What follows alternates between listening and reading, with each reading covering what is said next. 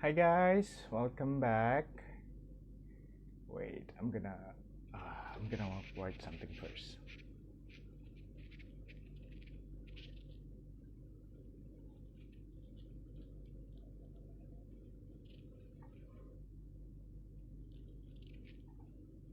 Hi Agung.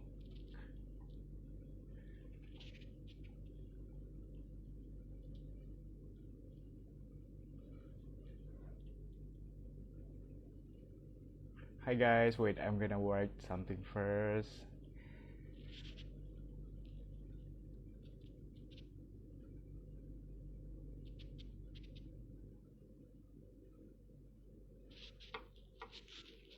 Yeah, so welcome to 100% Manusia Film Festival, and today we're going to have a 100% film chat with Vijitra Duangdee, the director of Patani Kaling, one of the films they are screened at 100% Manusia Film Festival in 2021. So while waiting for the speakers, our guest speakers for today, Vijitra, maybe I'm going to give you short notice for today's events are going to be held in English, since Vijitra is from Thailand. So while waiting, I'm gonna invite her.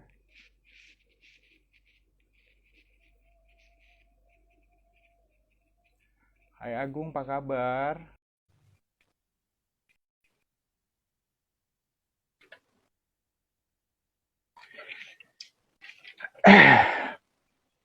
So maybe a short bio from Vijitra, the director from Patani Calling.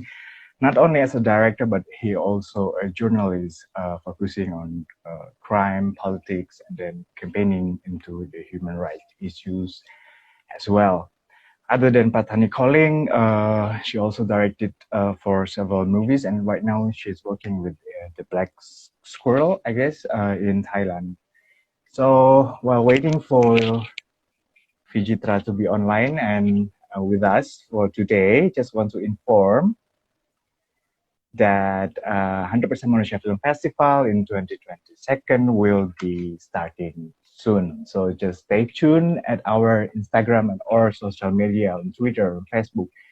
Just go to 100%manusia.com to see any other news regarding to our festival this year. So have you watched the Patani Calling, guys, from our festival, or actually it's been streamed live um, at the Engage Media, the distributor for the films. Wait, so you can still watch the films at engagemedia.com and just look up for Patani Calling. The issues is about more about freedom of speech and freedom of expression, actually. So if you are having an interest on those topics, maybe you could stay tuned and talk with Vijitra for today's sessions. Okay, let's wait for Vijitra.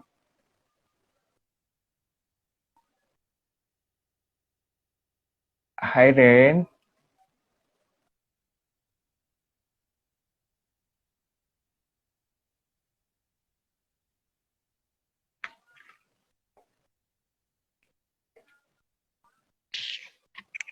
Yeah.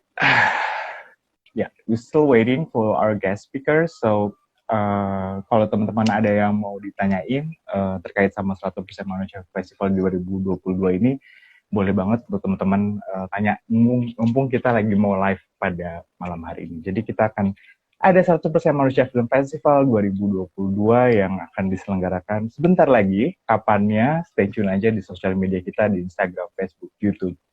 Atau langsung lanjut ke 100%manusia.com untuk cek detail schedule atau misalkan update-update yang benar-benar kita akan share sama teman-teman semua. Still waiting for Vijitra to be online at the moment. Jadi untuk hari ini saya akan ngobrol sama Vijitra Duangdee, sutradara dari director dari film Patani Calling, salah satu film pendek yang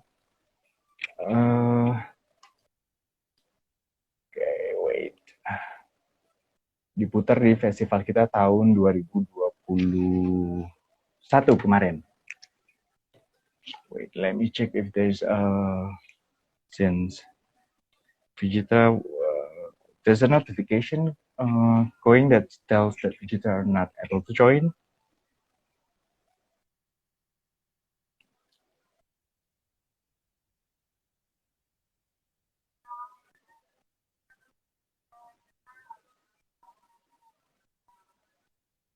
Let me chat. Wait a minute.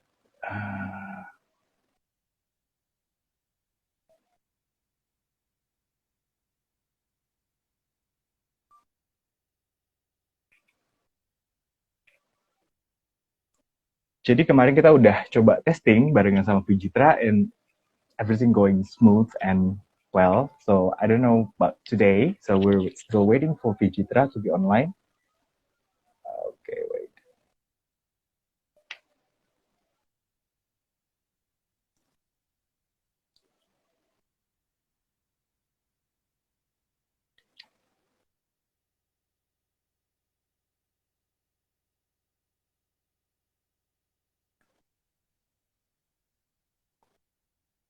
Okay, wait.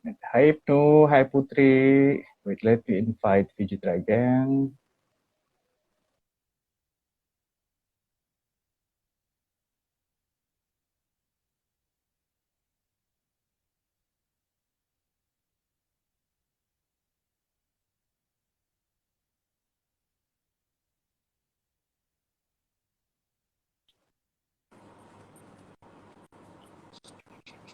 Hi Vijitra. Hi, so sorry. No, it's okay, it's okay. Can you hear me So okay? how are you? I'm good. How Yeah. are you? Yeah, how are you? Oh yeah, I don't know if is it your signal? I think we're still waiting for your videos. Maybe I think it's because of the signal. Hello? Wait, let me check. Your connection is... Yes, can you hear me? Yeah, now it's better. Yeah, okay. So how are you? I'm good. How are you? Happy Sunday, Kurnia. Yeah, happy Sunday. Yeah, I just I've mentioned about you before, a short bio about you. You're not only as a producer and director in the films, but also a journalist in campaigning for environmental, society, politics, and crime towards the human rights issues as well. Is it correct? But yes, yeah, can you hear me? Yeah. So I would like to on this today's sessions we're going to talk and more into the films that are screened in our festival in 2021, Patani Calling. But before we jump into that, maybe you could share with us about your work and about yourself as a journalist, as a producer, as a director, and as a campaigner or an activist. Yeah, sure. Okay, so I'm currently a freelance journalist for a few national outlets. I work for VOA, Voice of America, South Morning Post. Sometimes I'll just do who else? AFP. I used to work for Reuters in Hong Kong. Yeah, just cover politics, social issues, economics, lifestyle. Yeah, basically that's more like my main work. Oh shoot, sorry. Before I started to get into documentary, I think because it all started with journalism, and then I started to get into production, like making news packages or short films about social issues or again lifestyle or politics as well. And then I got into documentary making. I think based on them, I wanted to dig deep into an issue where you can't really do it with a text story, for example, but with documentary you can really get into it more. Is it one of the reasons because you're having a background as a journalist, or you go into the documentary, which is a little bit similar? Yeah, totally. I mean, I think I started off with like news packages, like, you would do like 4 minutes tops on topics, and then it's just not enough. Like sometimes you want to get underneath the surface of it, then you need more time, right? And then so I think I'm not really making film, I'm making more documentary, like factual based and Yeah. characters and all that. Yeah.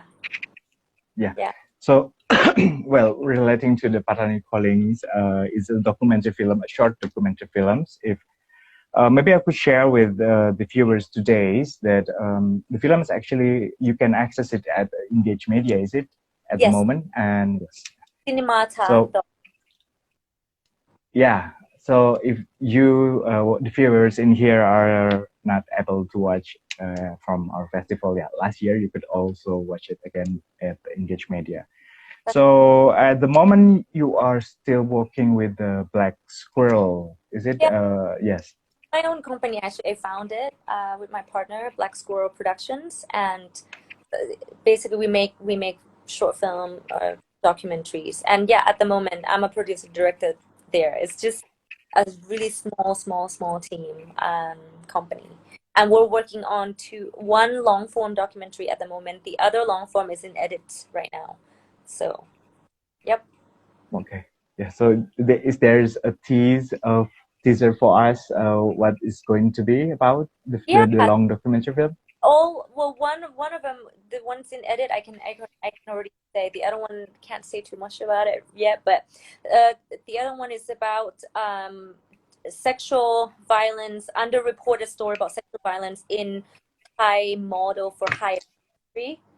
Um, so in here in Thailand, this model for high industry, basically we call them pretties, like they cool women, beautiful girls to present and promote products, right? And they get paid to speak, to promote, but there's a dark side of it too. There's sexual violence, there's sexual assault and all that.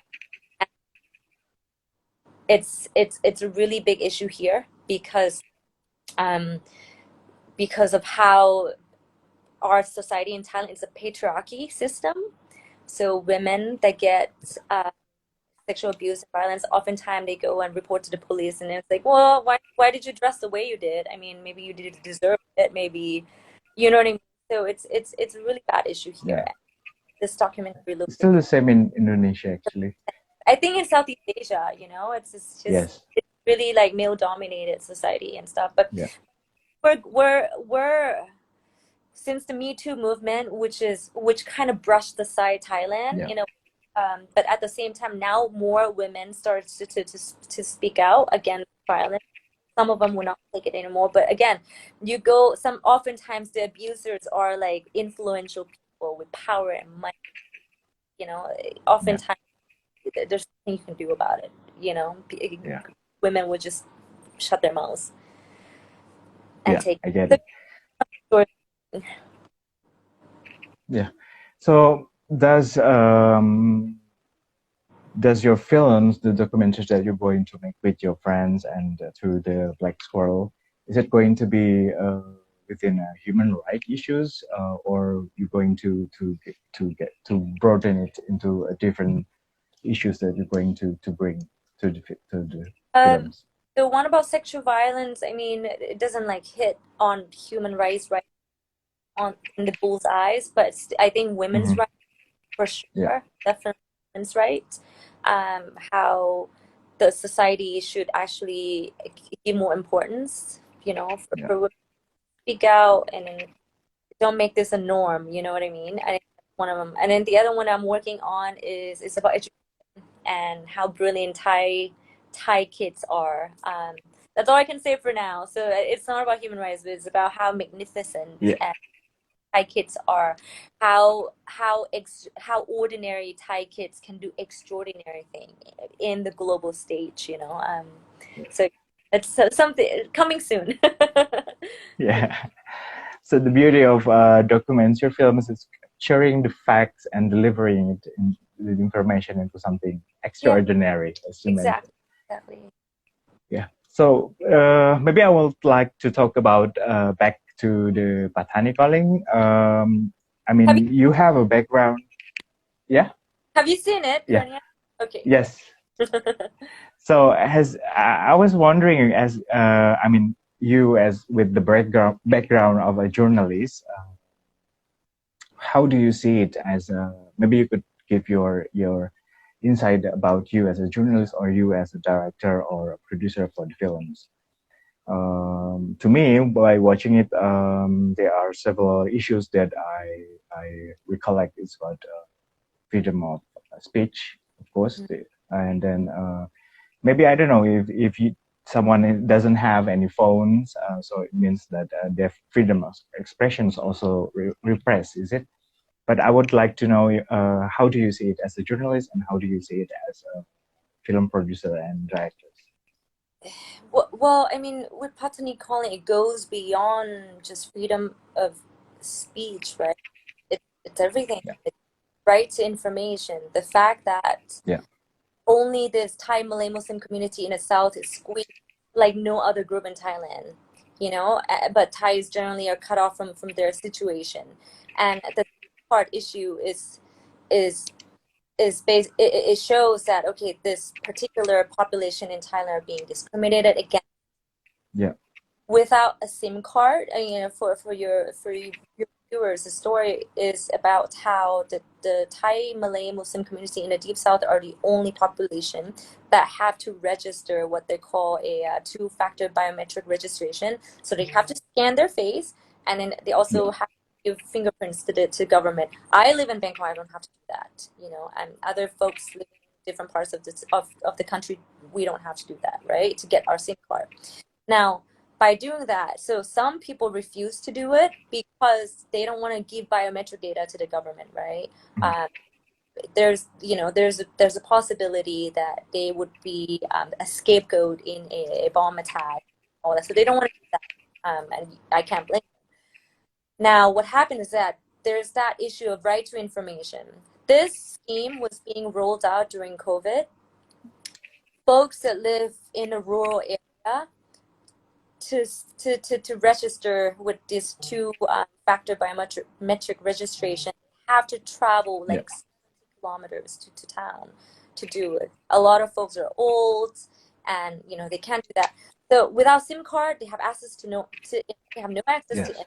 That means they have no access to information on their health, what happened with COVID, how they were supposed to do and all that. You know what I mean? And like forget about freedom of expression, right to information, so that they have right health, you know, healthcare, all that stuff went out the window too, you know. So I think that's one of the reasons I wanted to do this story, because also Engage Media, that their theme was Hill series, right? And I thought this is a forgotten conflict zone in Thailand. And even like people in Indonesia and Malaysia, they've never heard about any of this, you know, conflict in Thailand's deep south. And I thought, okay, this is, I think it's an opportunity for me to do a story on them. Yeah. So it does only happen to the Muslim communities in Thailand? For the SIM card registration? Yes. Yes, only. And then in the story, in the film, because it was COVID too, I wanted to interview the national broadcast telecommunication. Yeah. But then turns out the very people who came up with the idea of doing this whole biometric data registration was actually military. Okay. People. So I contacted him, and I could only do phone interview, but still, we wanted to give a right to reply. And within the film, we asked, like, why did you want to roll out this scheme only in the deep south of Thailand? And in the film, it says too, they said like, there's no place in Thailand, in other parts of Thailand, where 50 people would die from one bomb attack. You know what I mean? That's why he said this SIM card registration is going to stop people from using their phone to detonate bombs. So that's his reason. So yes. And in short, to answer your questions, only in the deep south. Yeah, but maybe I would like to ask more about the situation. Does it still happen until now? I mean, it's in even though with the COVID situation, as you mentioned. Yes, last month we had at least 10 arson and bomb attacks in the Deep South. Mm. And places that were targeted were 7-Eleven and basically any businesses that link to Mm-hmm. monopoly business, meaning like only a Okay. handful of Yeah. capitalists own them, right? So they set bombs across the three southern provinces. I think that was probably the most we've had in a while. They stopped a little bit during Ramadan, Mm. COVID. They had this like sort of like truce deal, and then now it started back up again. Yeah. It's tragic. It's not good. Yeah, with casualties and innocent people paying the price. Yeah. Yeah, but for the policy, I mean, this is state policies, right? For the regulations. Does it leads at the end? It leads to stigma. It leads to discriminations towards Muslim communities in the deep south of Thai. Oh yeah, I mean the stigma has been around for like what 17, 18 years now since they have imposed we call them special laws, uh, which comprise three main laws. So martial law, Thailand still uses martial law, guys, Yeah, but in the South only. Yeah, yeah. yeah, I mean, for those who don't know, basically they don't have to have any warrant issues. They can arrest anyone, detain anyone up to 37 days incommunicado, meaning like they will be cut from the world. So often things that could happen during that time, torture, mistreatment, um, happened in a military detention center. yeah, Another law is emergency decree, and another law is Internal Security Act. So, I think when you talk about stigma, yes, yeah, in the States or elsewhere, they would be calling this racial profiling. Same thing, yeah. So, you see Muslim um, young men, especially at driving through checkpoints, and right away, they'll be asked to stop, providing IDs and taking Mm. photographs. It's becoming a norm, but I think the another point of making this film is that let's not make it a norm anymore, guys. It's just Yeah. not okay. So, which is why you and your friends are creating films, documentary films about the social issues, right? Yeah, I think I think one of the things that I could do as a journalist is to tell the story, Yeah, try to do it in an engaging ways to reflect these people daily life, their daily reality. How about yeah, that? Reality. Um, because I think that can help show what's really happening there. yeah. There these kind of stories don't make headlines in Thailand at all, in Bangkok or in the big city. It doesn't really make big headlines here. And then, Okay. I want to do what I can to tell their Yeah. stories, right? Yeah. Yeah. Thank you for that. I mean, 100% Manusia Film Festival. Also, the reason why we are creating the festival itself is because we want to, I don't know, like channeling the voices of others about the situations and about equality, equity, things like that. So thank you for you as director and producer for bringing up the social issues. So what's that? So in your opinion, or the way I see it, I mean, it's part of the abuse of power from the government. Is it the way you see it? I mean, in Indonesia, it's also happened in several law or policies regarding to several communities. But in Thailand, or from the Patani calling itself, how do you see it? What was the question? How do I see what if they're being abused? Well, the abuse of power from the government itself. I don't want to point fingers and say they're being abused per se, but look, I think it's a policy of Yeah. a group of influential and powerful people. How about that? And Okay.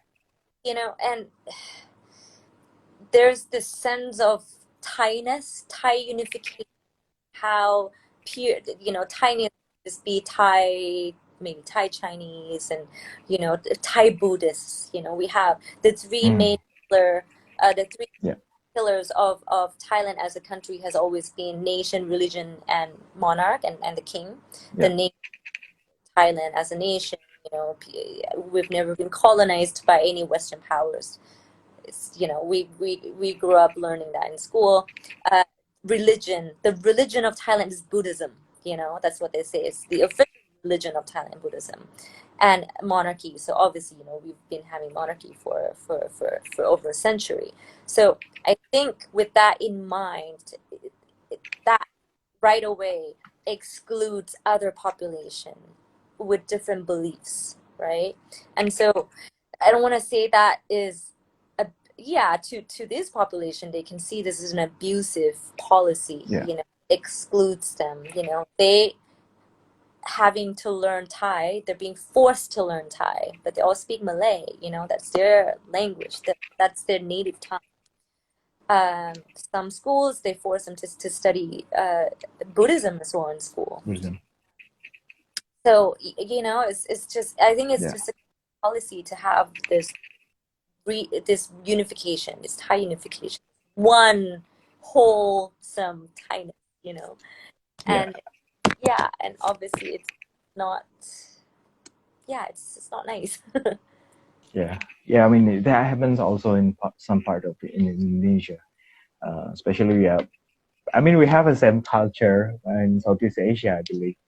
So which is why I guess there are similarities to the stories that you just mentioned. But I would like to ask you also about the public response towards the films, or to the government response towards the films itself. How they are the response to it. I think most Thai people haven't seen the movie. I think only Dog Club, which is an independent theater here, have their engaged media partners who have screened the movie. It's still very like only indie sort of like theaters that screen this film. Some human rights organizations, universities in Patani, they've screened them for sure. And I mean, it's not being screened nationwide and stuff, so I wouldn't say I wouldn't know so much about public response. But as you can see at the end of the film, there's no credit whatsoever, because I also didn't want to look at my team. I don't want them to get in trouble either, because they could say like, oh, this is fake news, we don't do such a thing in the South and all that.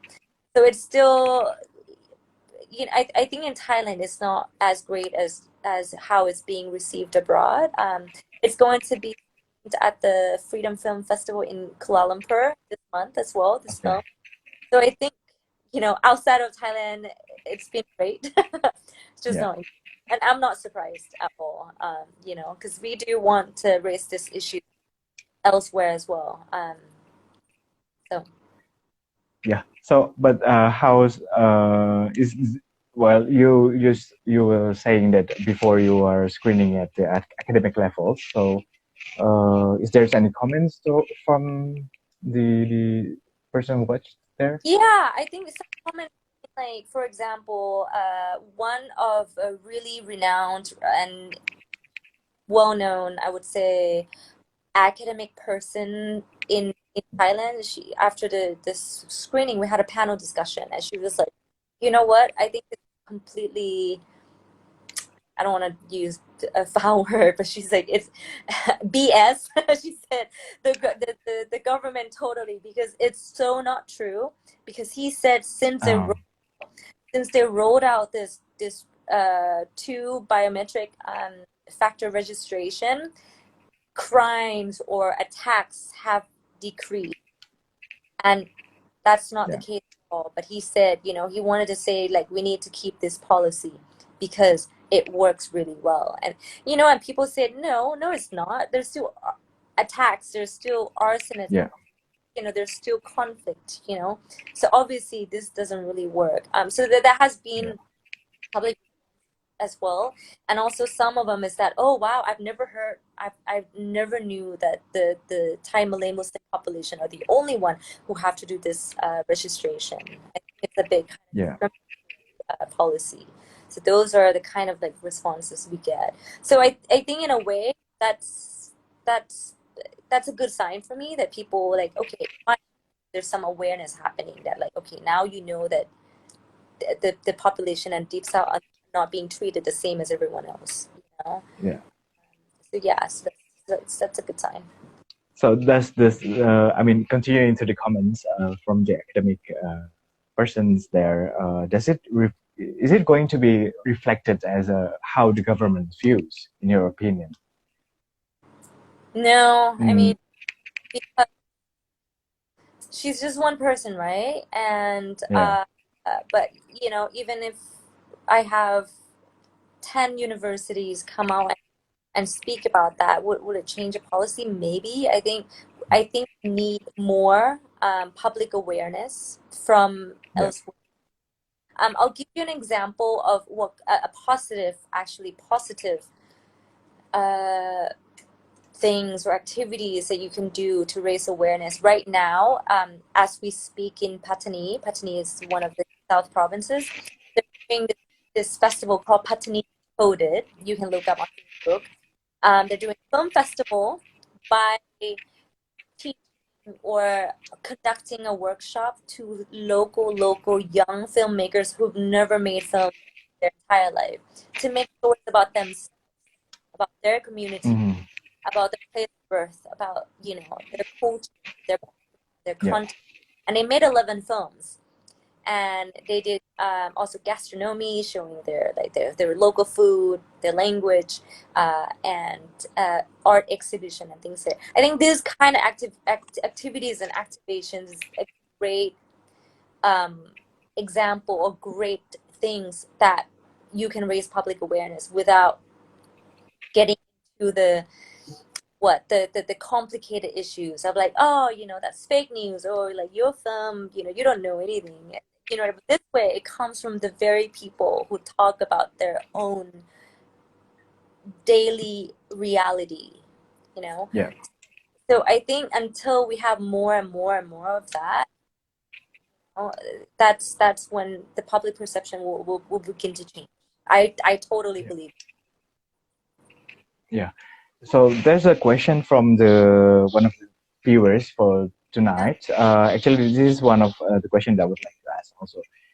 How did you maintain your perspective from the subject of your documentary films, and how do you approach towards them? um for this film, it was really hard because our protagonist, we have to keep him like really anonymous, but we Mm, also story yeah, through perspective, his view as well, as much as possible. Like okay, tell me, why did you not register your sim? And we want to convey his perspective, brother and mine, to like, okay, I didn't want to them because I don't want the government to have my data. I don't want the government yeah, to have, that they can arrest me afterwards, and then, they can say like, oh, I look like someone who had set up a bomb outside of the police station 2 months ago and things like that. So I think I try to tell a story through the character's perspective as much as yeah, possible. We also have what we call digital rebels. They're young local uh, generations who refuse to register their SIM cards, even though they'll have problem studying online and stuff. Again, I also yeah, want to tell a story through their perspectives as well. yeah, So I don't know if that answered your question, but my approach is to be just telling stories through my characters' uh, perspectives, and yeah, then just all facts. And then what the hardest part was also how can I keep the balance between, make sure everything that they say, they want to tell everything, but because they don't care, they're like digital rebels. But I'm like, okay, this is not safe. I need to cut this part out, and then like you sure you want to show your face? I'm like, yeah, so we show them their faces, but we would keep their names out, and things like that. So Yeah. it was kind of hard to make Yeah. sure, right? Yeah. Yeah. So you're delivering the stories through the character that you are going to represent the films, right? So Yeah. you're telling the situation towards the character perspective. Yeah, character perspective, as well as we had a human rights defender who works in the Deep South. Yeah. She was the one who recorded all the complaints of people who had their SIM cut off, like turned off, because they didn't Yeah. go SIM, right? So again, I also wanted to get her perspective on, like, why are you doing this? Why are you helping? And then tell the Yeah. audience, why do people not want to register their SIM? Most people would be like, I mean, get it over with. Just go and register, and then there's reasons. So for me, how can I tell a story through their concerns, their worries, as much as possible? Because I'm not from the area. Who would be best to tell is the people coming from the area, right? Yeah. So So you do your own research first towards your partnership of an organization that you're having, putting the complaints, and you do select it from those to finally selected which one is going to be represented the films. yeah, there's only just a handful of them working in a Deep Yeah. South. There's not very many at all. And then, like, for this one, there's just like one or two organizations that have been working with them, right? And yeah, I would do research first, before I would fly down there. It was during COVID too. You can't just fly down there. And you would try to get, okay, how many complaints have been made in the past month or 2 months? What happened if the phone got turned off? And then what happens? What are the impacts? People having issues with healthcare, access to healthcare, and things like that, because they don't have a phone. Don't have a phone that's working. So yeah, so I would do that before I go down there, and also find those digital rebels, because we want to understand why people wouldn't register their, and then to tell to the audience. Yeah. And so based on that, so it's continuing to the viewers. It's Putri actually. Putri is asking questions. So the self-censor crucial part to protect your subject in the film's telling. Very, very crucial. I mean, like, we had a discussion with Engage Media. We almost wanted to tweak the voice even of protagonist, right? Mm-hmm. Everyone would totally recognize him in a Deep South for sure if we didn't, but we didn't. And the guy said, I don't want it to be tweaked, but still, just don't show my face. And even when he was giving us interview, he said, can you cut out this part? Can you cut out that part? And some of the stuff I would cut out myself as well. But obviously it has, just as long as it answers to what we're trying to do, meaning like, okay, we're trying to tell a story of their daily reality, but at the same, we don't want to get them in, a bad, because like, if you haven't been down there, you have no idea how incredibly dangerous it is for anyone, you know what I mean? And the last thing we want is to be responsible for that, you know what I mean? Even the kids, the digital rebels too, like the young university students. And like, I know you're brave, I know you don't care, but okay, I'm not gonna use your name, and I'm not gonna use your, where you're from or what school you go to, but yeah, I get it. But I mean, it's very interesting while you're doing documentaries. Means each of the characters that you are going to represent, you need most of their approvals while you are going to finalize the films, right? But well, back to the latest project that you're doing. Maybe is there's what is it called? Is there's an opinion or or since they are having their willingness, right, to like please show my voices, please show my face, gitu. And then based on your self censor as a producer and a director, how do you reach that between you, the way you want to portray the films, and then the character itself? How do you bridge that gap? Meaning between portraying the truth of fact while protecting their safety, Yeah, Um, I think it's a question of balance at the end of the day. You know what I mean? I mean, you have to answer your own question that, like, okay, can I tell a story without showing the face or tweaking voice? Would that completely change everything? You know, can I still? Sometimes it actually make the film more powerful. You see, yeah, because it makes people see what at stakes. You know what I mean? That is so dangerous that people don't want to show their face. You know what I mean? And then I think to fill the gap is just to respect the safety of the protagonist, the subject, and B, also the integrity of the story. You know, can you tell a story? Can you explain the context and everything without using or without yeah, jeopardizing their safetyness? So for me, for example, I would try to use text card to say, like, you know, in Thailand, you know, this so and so and so happened, and now, you know, this happens. And try to use text card to help. Try to use different sort of like elements to help. But I think that's how I would fill the gap. You know, to try different yeah, way.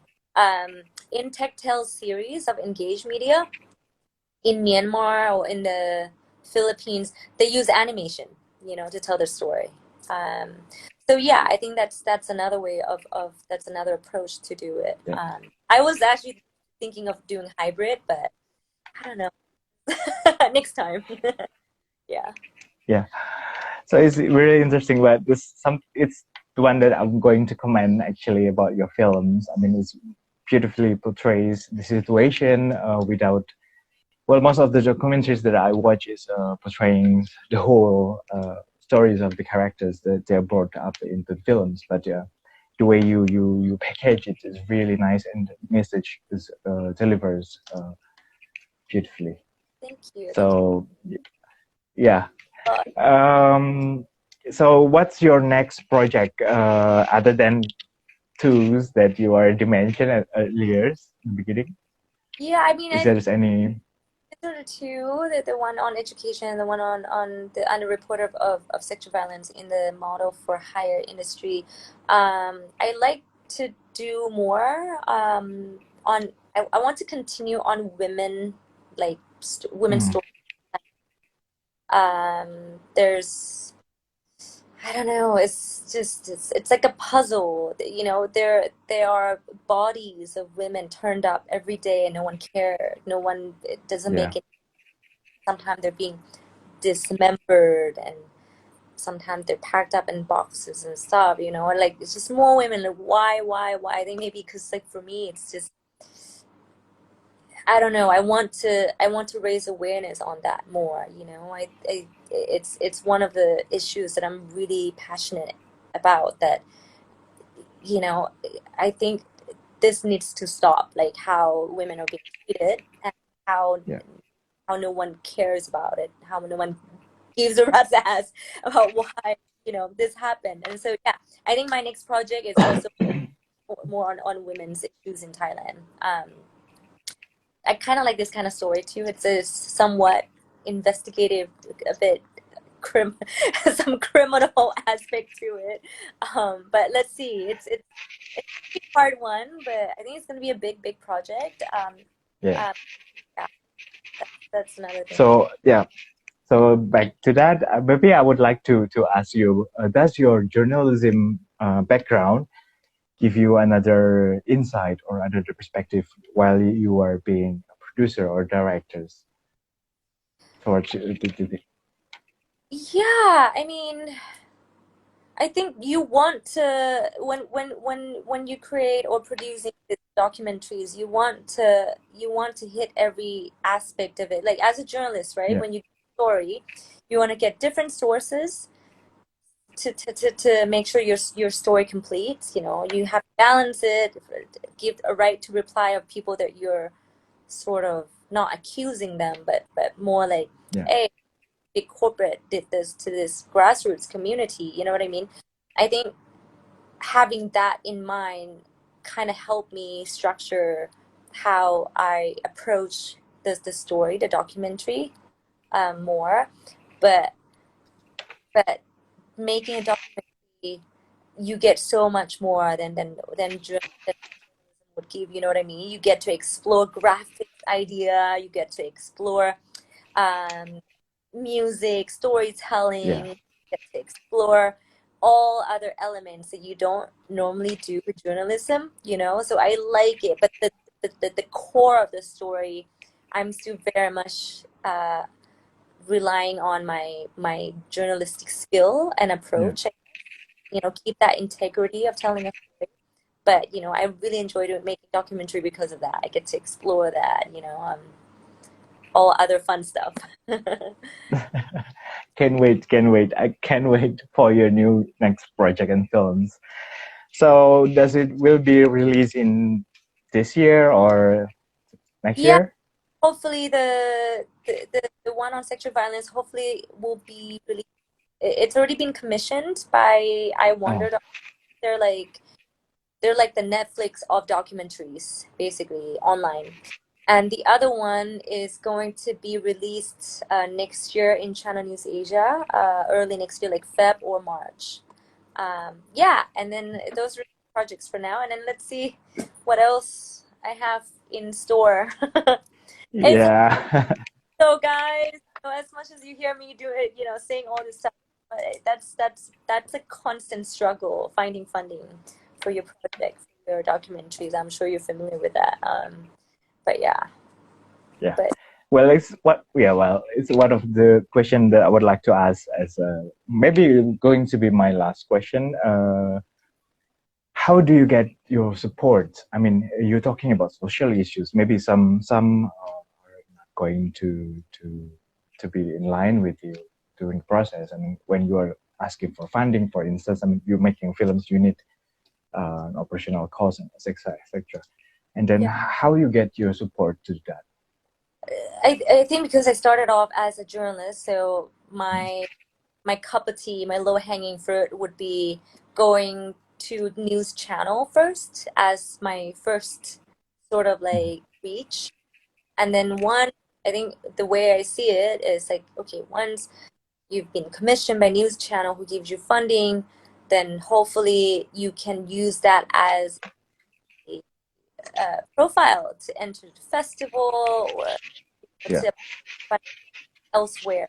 But for me, that's more like my point. Whereas if you're filmmakers, you know, who you know, make as a journalist, as a filmmaker, go to, to places that would give out like development funding and things like that. For yeah, you know, I'm a journalist. I started as a journalist. I go for news channel first, so that's where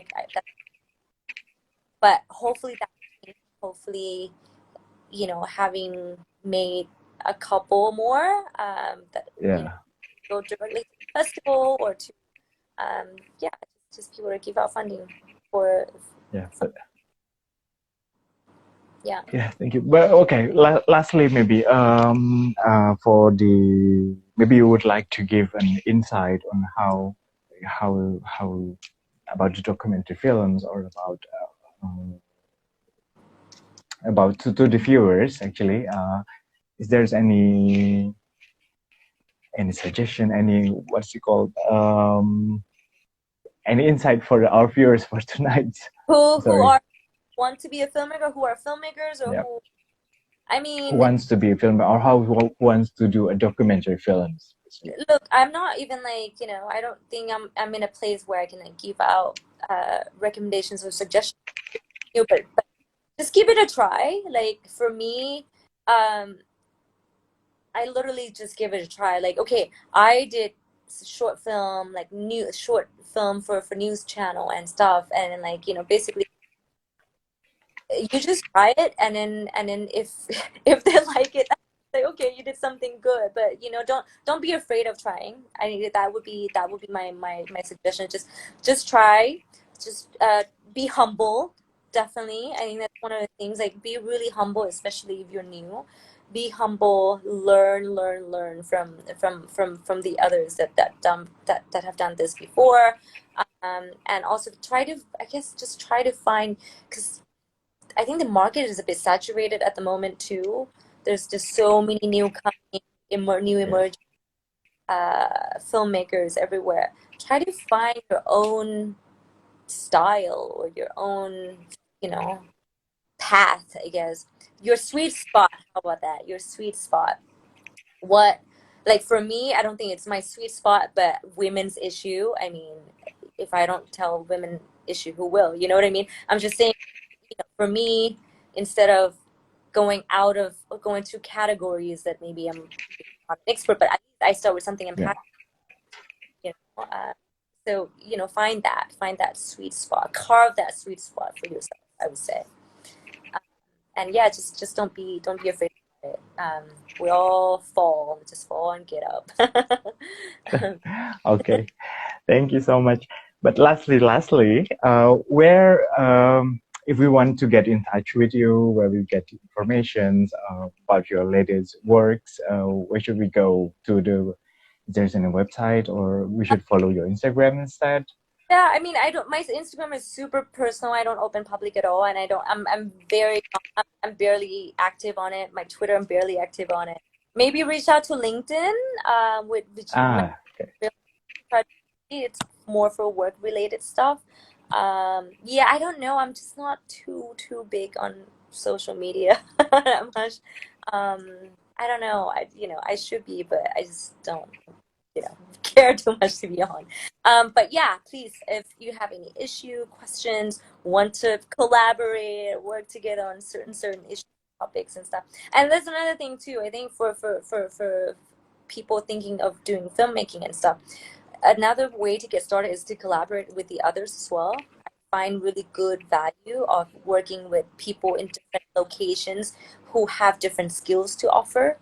Yeah. Work great animator, for example, working with partner, collaborate with um, people that are really good at different styles. You know what I mean? I think that's a really good way. Yeah.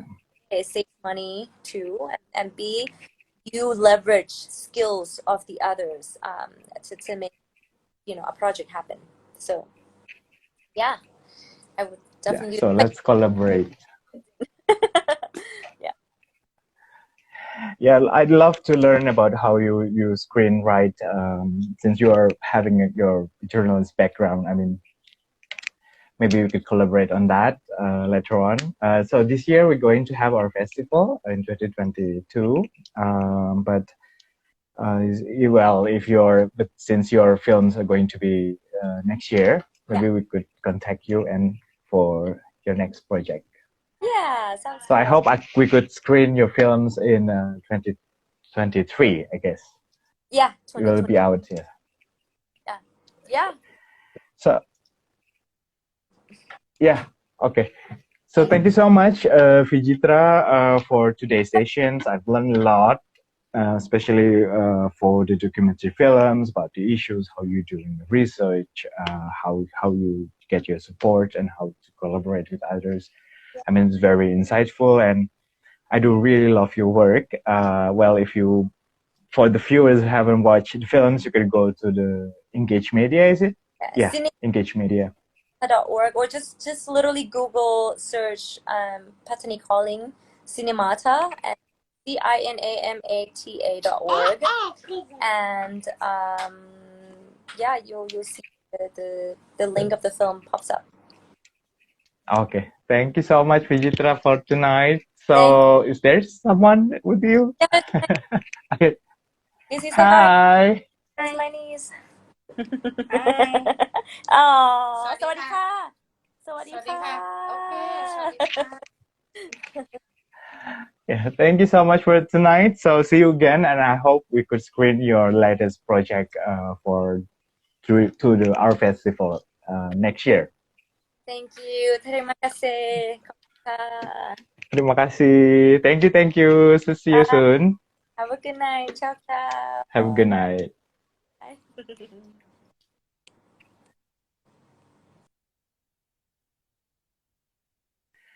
Yeah, thank you so much, guys, for stay tuned until the end. We're going to wait for the next project with Vijitra for next year. So the project will be done within in Feb to March, I guess. It's going to be interested about the women's rights and issues. So stay tuned for our festival this year. Don't forget to follow us back 100% Manusia. Do follow our social media and website to check more on information about the festival that we're going to hold this year in 2022. So see you again. Well, I'm not sure that, if I could say it, but see you again soon this year, 2022, whether it's going to be online or offline. Just stay tuned at our social media. See you.